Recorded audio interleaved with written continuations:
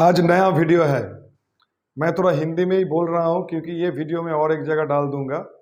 पर मुझे लगता है जो मेरा सब्सक्राइबर है वो बंगाली भी समझते हैं, थोड़ा हिंदी भी समझते हैं। मेरा टाइम का कुछ प्रॉब्लम है, इसलिए एक वीडियो करके मैं यूट्यूब में डाल रहा हूँ। जो मेरा सब्सक्राइबर है, प्लीज़ ये वीडियो देख लेना क्योंकि इम्पोर्टेंट है। और जो बंगाली नहीं समझते, इसके लिए मुझे ये वीडियो ऐसे हिंदी में बोलना मैं ट्राई कर रहा हूँ। हिंदी तो इतना कुछ खास मुझे आता नहीं, पर काम चल जाएगा। तो मार्केट गिर गया। मैं बोला था ना बार बार 24,800 ये जाएगा, जान निकल जाएगा। तो ऐसे ही हुआ। और आज निफ्टी क्या हुआ, लोग ब्रेक कर दिया ना 24,000, लगभग 23,900 ऐसा आ गया था। और बैंक निफ्टी 50,000 के नीचे चला गया। इंडेक्स आप मिला के देख लीजिएगा। तो ये अगर हुआ है तो क्यों हुआ? अचानक से जापान का इकोनॉमिकल कंडीशन खराब हो गया, मार्केट गिर रहा है। अमेरिका सब कुछ ठीक था, हाई पे हाई लगा रहा था, और अचानक क्या हो गया? एक रात में ऐसा सिचुएशन हो गया कि उन लोगों ये समझ लिया कि अमेरिका का इकोनॉमिकल कंडीशन अच्छा नहीं है। और इजराइल के साथ फिर एक गर्मा गर्म बात हो रहा है। और अभी तो आप लोग भी जान चुके हैं कि बांग्लादेश का जो प्राइम मिनिस्टर है शेख हसीना, वो अपना देश छोड़ के रिजाइन दे के इंडिया आ गया। अचानक 7 या 10 दिन के अंदर क्या हो गया? क्या से क्या हो गया बेवफा तेरे प्यार में। यही स्टॉक मार्केट है। जो जैसे भी बोले, जो भी डेटा आपको दिखलाए, जो भी जो हो, चलिए हम लोग तो इंडियन है और ज्यादा नहीं समझते, अमेरिकन लोग ज्यादा समझते हैं ना। उसका मार्केट कैसे गिरा?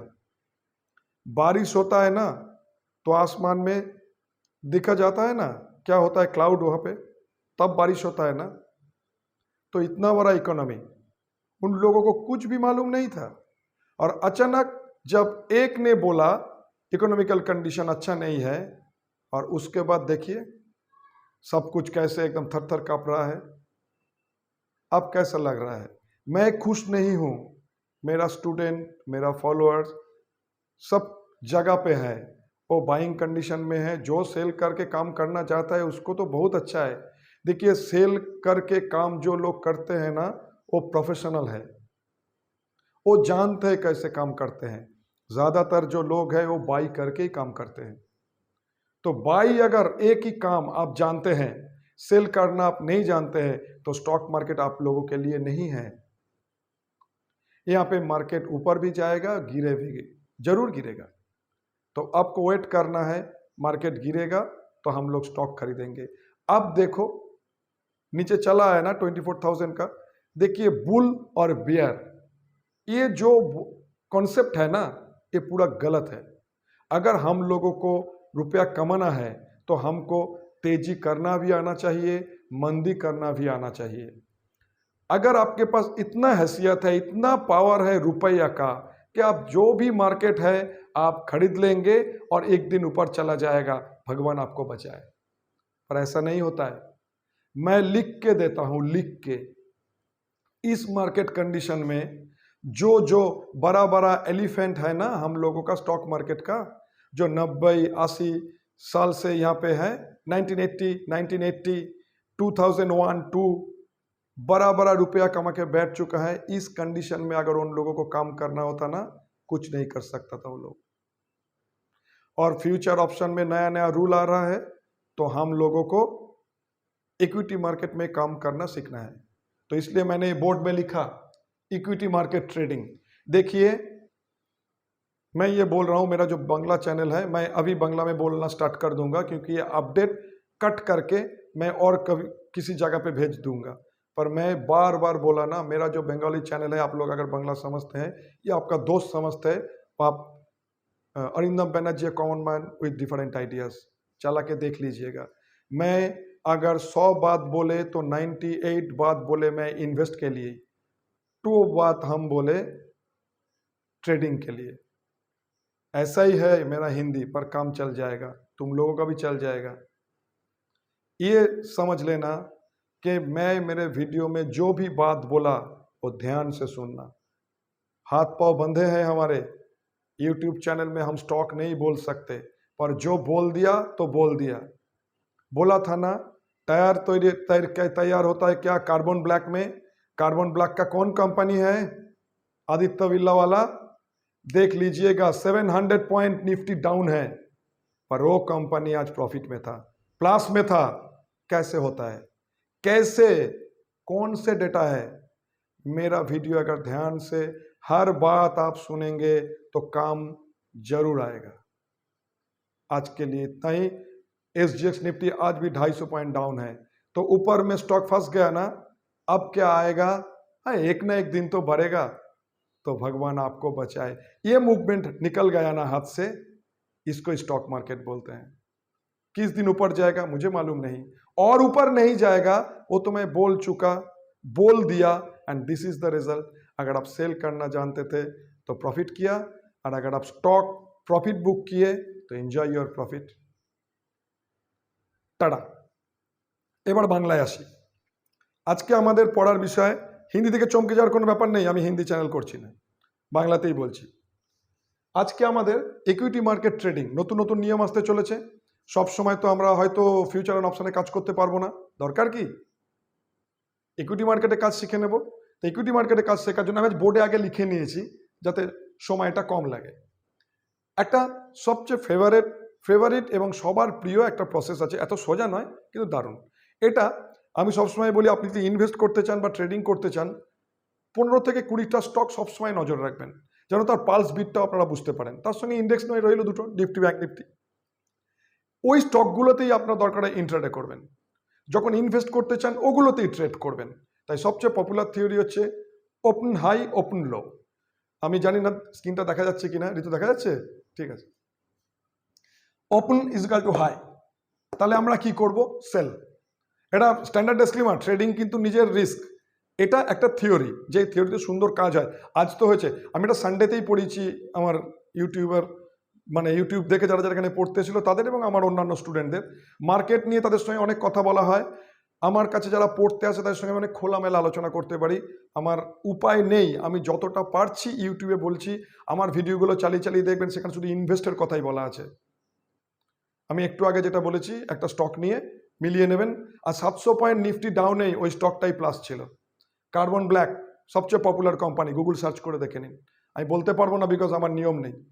এটা কোনো বাইং টিপস দিচ্ছি না, সেক্টর বলেছি, সাবজেক্ট বলে দিয়েছি, ইনকাম করে নেওয়ার চেষ্টা করতে হবে। তো চলুন আবার একটা ট্রেডের স্টাইল শিখি।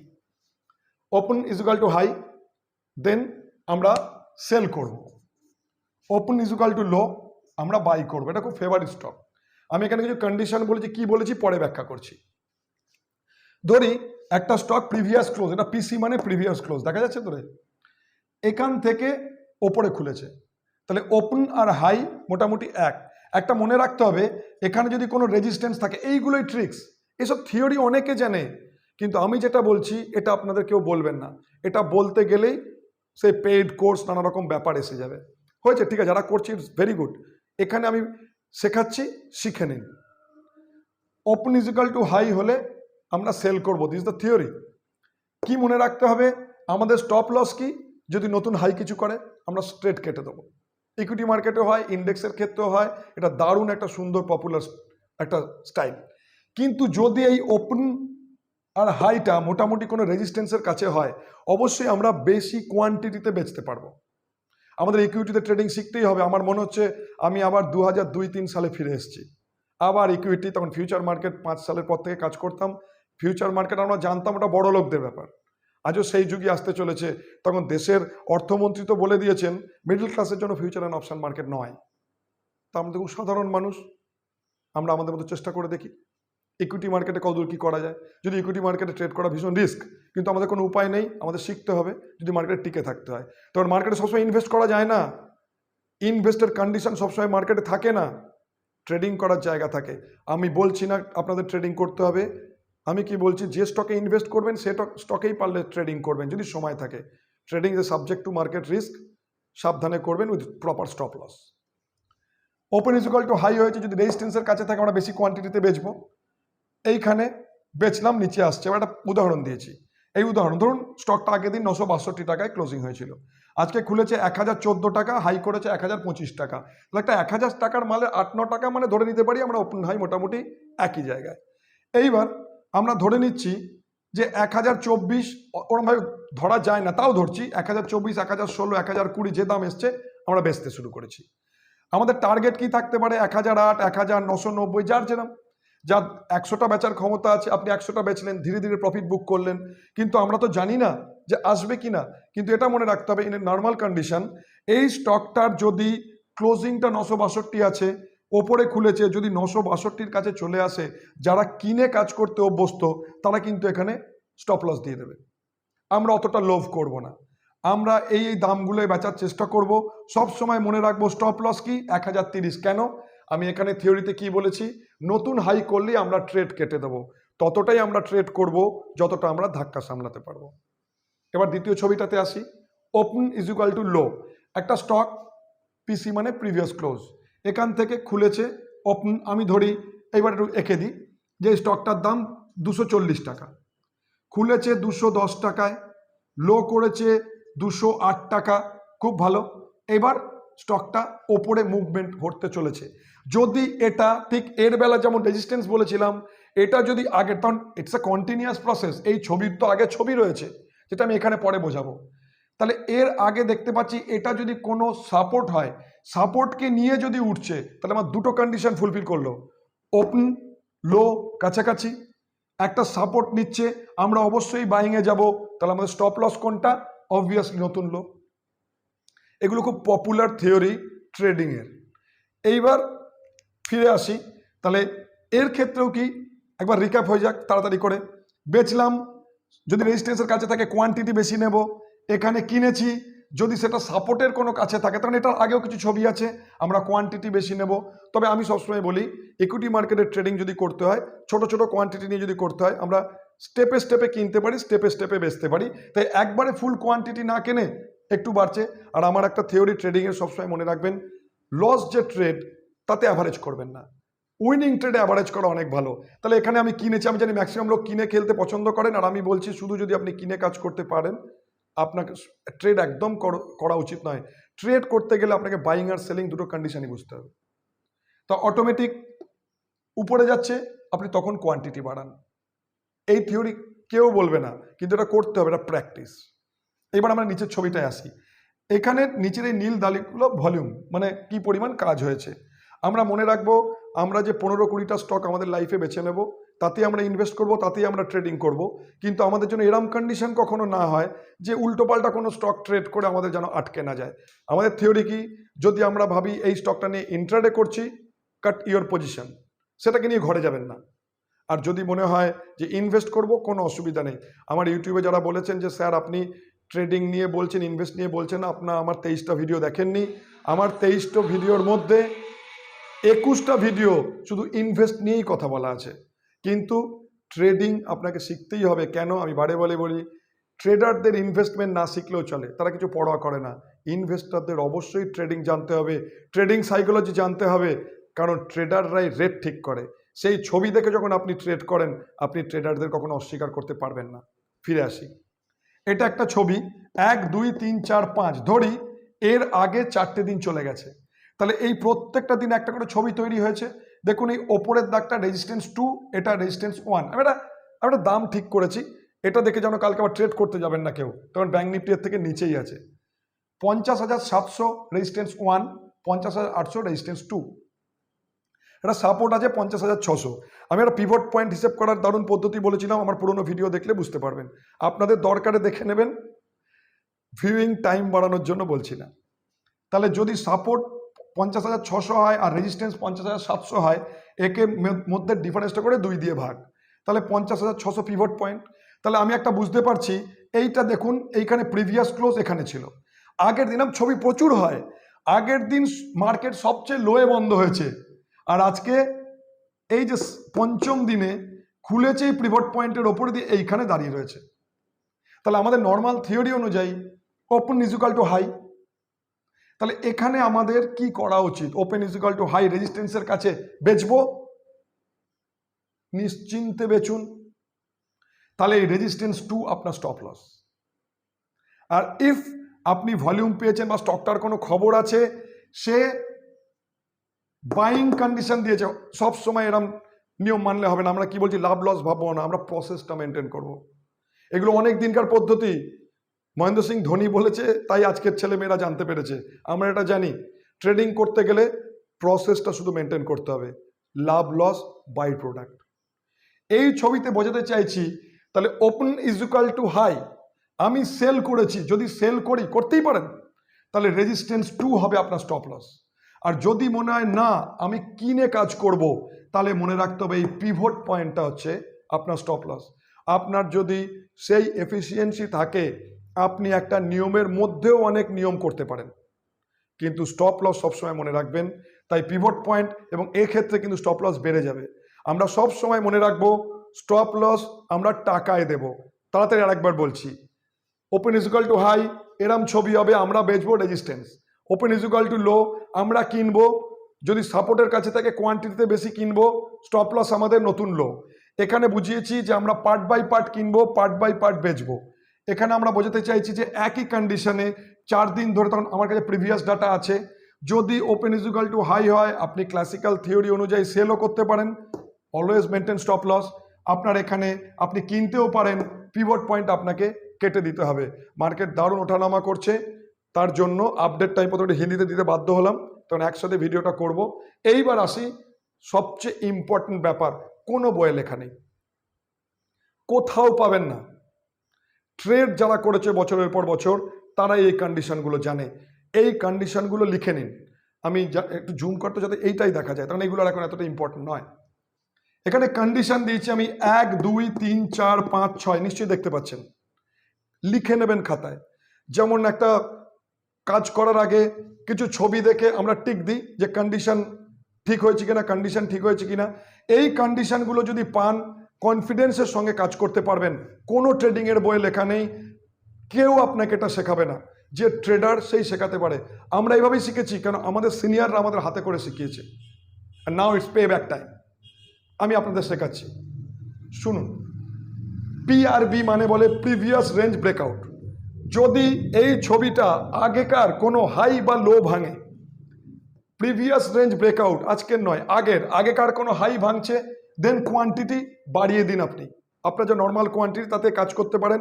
Always maintain stop loss. আমি বলছি, একটা কিছু তো স্ট্যান্ডার্ডাইজেশন করতে হবে। ট্রেড করতে গেলে আপনাকে একটা প্রসেস মেনটেন করতে হবে, সেই প্রসেসের দাঁড়িয়ে কাজ করে। যা কিছু হ্যাপাসেটলি ট্রেড করা যায় না। আমার ইচ্ছে হলো আমি আজকে যা খুশি করে পেলাম, এরকম হয় না। সেই স্টকে ট্রেড করবেন যার উপর আপনার নজর আছে। কোনো টিপস, কোনো হোয়াটসঅ্যাপ, কোনো কিচ্ছু আপনার দরকার হবে না। ট্রেডিং প্রত্যেকটা নিজেই করতে পারে, মাথা উঁচু করে কাজ করতে হবে, কারো ভরসা দরকার নেই।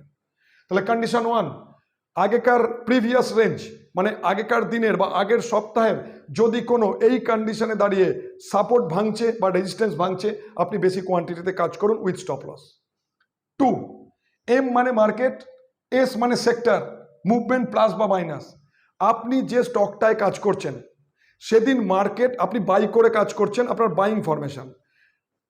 নিফটি তেজি আছে তো, যদি নিফটি স্টক হয়, মার্কেট তেজি, যে সেক্টরে কাজ করছেন সেই সেক্টরটা তেজি আছে তো, মুভমেন্ট যদি প্লাস হয় আপনি প্লাসে যান, মুভমেন্ট যদি মাইনাস হয় মাইনাস যাবেন। মানে ধরুন আমি বলতে চাইছি, আপনি, এটা কোনো টিপস দিচ্ছি না বা এটা কোনো মানে আমার বায়াসনেস নেই, খালি স্টেট ব্যাংক নিয়ে কথা ওঠে কেন, প্রচুর লোক স্টেট ব্যাংক নিয়ে কাজ করে বলে, আপনারা যেন এসব করতে যাবেন না।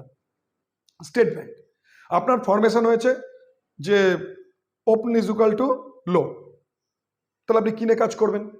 স্টেট ব্যাংক আপনি কিনতে চাইছেন, আপনি দেখে নিন স্টেট ব্যাংক প্লাস আছে, ঠিক কথাই, তার সঙ্গে ব্যাংকিং সেক্টরটা প্লাস আছে তো, ব্যাংক নিফটি প্লাস আছে তো, দেন ইটস ওকে। আপনার এমন একটা ফরমেশন তৈরি হয়েছে যে open is equal to high, TCS, Infosys, আপনি ভাবছেন আমি বেচে কাজ করব। সেদিন নিফটির কি কন্ডিশন, আইটি ইন্ডেক্সের কি কন্ডিশন, হ্যাঁ এত কিছু দেখেই ট্রেড হয়। ট্রেড যেমন কিছু নয়, এলাম দেখলাম জয় করে নিলাম, ওভাবে ট্রেড হয় না। ইনভেস্টের ক্ষেত্রেও যেটা মেনটেন করেন, আপনার বিভিন্ন দামে ভালো ভালো স্টক কিনতে পারবেন, কিন্তু আজ মোটামুটি আমি ইকুইটি মার্কেট ট্রেডিং নিয়ে বলছি, এটাতে ইন্ডেক্সের ট্রেডও করা যাবে। তাহলে M+S তার সঙ্গে মুভমেন্ট। মনে রাখবেন, মার্কেট তেজি, আপনার সেক্টর তেজি, আপনি সেই স্টকটায় তেজি কাজ করছেন।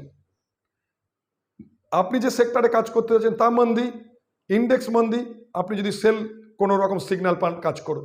থার্ড কন্ডিশন, ভলিউম নর্মালের থেকে বেশি কিনা। নর্মাল ওই স্টকটা যে ভলিউম হয় তার থেকে ভলিউম যদি বেশি হয়, বেশি ভলিউম নিয়ে দাম বাড়ছে কিনবো, বেশি ভলিউম নিয়ে দাম পড়ছে বেচবো, অবশ্যই স্টপ লস। Condition 4, profit. সব সময় যে ট্রেড আমার প্রফিটে ঢুকেছে সেটার আমার যেন প্রফিটেই পজিশন কাট করব। বেশি লাভ করতে গিয়ে ট্রেড লসে ঢোকানোর মধ্যে কোনো বুদ্ধিমত্তার পরিচয় নেই। কন্ডিশন 5, আর একটা মনে রাখবেন, স্টপ লস সবসময় রুপিস। 4 নম্বরে ভালো করে দেখুন, স্টপ লস টাকায়, ছবিতে স্টপ লস দেবে না। কারণ হতেই পারে ছবিতে দেখাচ্ছে 8 পয়েন্ট নিচে আপনার স্টপ লস হওয়া উচিত, হতেই পারে ওই ট্রেডটার জন্য আপনার অত টাকা নির্দিষ্ট নেই, কেটে দেবেন। আবার সুযোগ আসবে, মার্কেট পরের দিনও খুলবে। দিনের লস দিনেই মেকআপ করতে হবে এমন কোনো মানে নেই। কন্ডিশন 5, প্রথম 15 থেকে 30 মিনিটের মধ্যেই এই ট্রেডগুলো হয়ে যায়। তার মানে 9:15 মার্কেট খুলে 9:30 বা 9:45টার মধ্যেই হয়ে যাবে। তারপরে ওপেনিং রেঞ্জ ব্রেকআউট, অনেক কাজ আছে। আপনি যদি এটা করতে চান, এটা এইটুকুনির মধ্যেই হয়ে যাবে। তাহলে আবার বলি, কন্ডিশন 1, প্রিভিয়াস রেঞ্জ ব্রেকআউট করলে আপনি কোয়ান্টিটি বাড়ান, তেজি বা মন্দি। 2, মার্কেট কি কন্ডিশন, সেক্টর কি কন্ডিশন, যে স্টকটা আপনি ট্রেড করছেন সেই অনুযায়ী আপনি কাজ করবেন। 3, অন্যান্য দিন যা ভলিউম হয় তার থেকে ভলিউম বেশি হচ্ছে কিনা। প্রথম আধ ঘন্টার মধ্যে ভলিউমের কোনো অভাব থাকবে না। কন্ডিশন 4, প্রফিটের ট্রেড যেন প্রফিটেই কাটবেন, লোভ করে লসে ঢোকানোর কোনো মানে নেই। আর স্টপ লস সবসময় টাকায়, আপনার ক টাকা লস ওই ট্রেডটার জন্য বরাদ্দ আছে, সিম্পল কেটে বেরিয়ে যেতে হবে। আর প্রথম 15 থেকে 30 মিনিটের মধ্যে এই ট্রেড করবেন। আর লাস্ট বলছি 6 নম্বর, moving average, ATP, ATR, MACD, RSI, কোনো ইন্ডিকেটর দেখার দরকার নেই, nothing. That's call intraday trading of equity market. যদি ইন্ডেক্সের ক্ষেত্রে এটা কাজে লাগবে। আমার মনে হয় ভিডিওটা বারে বারে চালিয়ে দেখবেন। আমি অনেক কিছু বলেছি, পুরো ছবিটা দরকার আমি একটা স্ক্রিনশট করে, আপনারাই করতে পারবেন, সরি আমি তো ঠিক এভাবে অভ্যস্ত নই, আপনারা স্ক্রিনশট করে রেখে দেবেন এই ছবিটা। আমি লাস্টে জুম করতে বলছি, আপনার দারুণ কাজে লাগবে। ভালো থাকবেন, টাটা। একটু ভালো করে জুম করে ছবিটাকে পুরো জুম কর দিয়ে অফ করিস, ঠিক আছে।